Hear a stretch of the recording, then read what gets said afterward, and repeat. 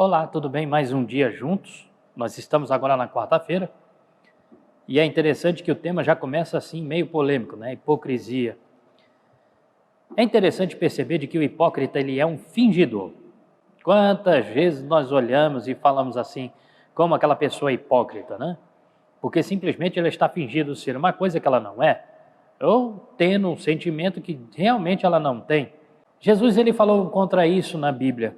E a ideia do hipócrita, na maioria das vezes, ele se parece muito com a ideia dos fariseus da época de Cristo. Por isso, em Mateus capítulo 23, do versículo 1 a 13, Jesus lançou uma situação bem clara e dirigida aos fariseus daquela época, mostrando que eles eram hipócritas acima de tudo. E há 4 características aqui notórias para que nós possamos saber. Lendo o texto com vocês, então falou Jesus às multidões e aos seus discípulos: na cadeira de Moisés se assentaram os escribas e fariseus. Fazei e guardai, pois tudo quanto eles vos disserem. Porém, não os imiteis nas suas obras, porque dizem e não fazem. Atam fardos pesados e difíceis de carregar, e os põem sobre os ombros dos homens. Entretanto, eles mesmos nem com o dedo querem movê-los. Praticam, porém, todas as suas obras com o fim de serem vistos dos homens, pois alargam os seus filactérios e alongam as suas franjas. Amam o primeiro lugar nos banquetes e as primeiras cadeiras nas sinagogas, as saudações nas praças e serem chamados mestres pelos homens. Vós, porém, não sereis chamados mestres, porque um só é vosso mestre, e vós todos sois irmãos. A ninguém sobre a terra chameis vosso Pai, porque só um é vosso Pai, aquele que está no céu. Nem sereis chamados guias, porque um só é vosso guia, o Cristo. Mas o maior dentre vós será vosso servo. Quem a si mesmo se exaltar será humilhado, e a quem a si mesmo se humilhar será exaltado. Ai de vós, escribas e fariseus hipócritas, porque fechais o reino dos céus diante dos homens, pois vós não entrais, nem deixais entrar os que estão entrando. Percebem as 4 características? A primeira delas: falam, mas não fazem. Aqui vai um adendo bem interessante. As pessoas acham que só pelo fato de defender a sã doutrina, ou aquilo que diz o assim, diz o Senhor, como por exemplo a guarda do sábado, a questão de animais limpos e imundos, aquilo que realmente está escrito na Bíblia, muitas pessoas chamam as outras de fariseus, né? Mas pensa só, por que Cristo está repreendendo os fariseus? Porque ele tem raiva? Porque ele tem ódio? Não. Pelo contrário, ele está tentando fazer com que os fariseus se voltem dos seus pecados e o aceitem. A intenção de Cristo, mesmo falando contra os fariseus, foi falar contra os seus pecados e não contra eles. E o mais interessante é de que, na maioria das vezes, nós olhamos para as outras pessoas e queremos que as pessoas que pregam façam a mesma coisa, ok. Mas vamos lembrar uma coisa: será que você também não é pecador o suficiente para muitas vezes não falar e muitas vezes não fazer o que você fala? Às vezes nós culpamos outras pessoas, grandes pregadores, aí, porque estava pregando assim e agora fez isso de errado. Mas olha para você dentro da sua casa. Lembra que a gente falou de ambição? Toda ambição e egoísmo traz uma coisa chamada corrupção. E a corrupção está no coração humano. Nós falamos mal de pessoas assim. Mas quantas vezes nós ensinamos nossos filhos a mentirem? Você lembra aquela vez em que você estava recebendo uma chamada telefônica e seu filho atendeu para você? E no que atende, a pessoa ao telefone diz: deixa eu falar com seu pai. E a criança olha para você assim e você diz para ela: diz que eu não estou. E a criança acaba dizendo: meu pai não está. Você induziu uma criança a mentir.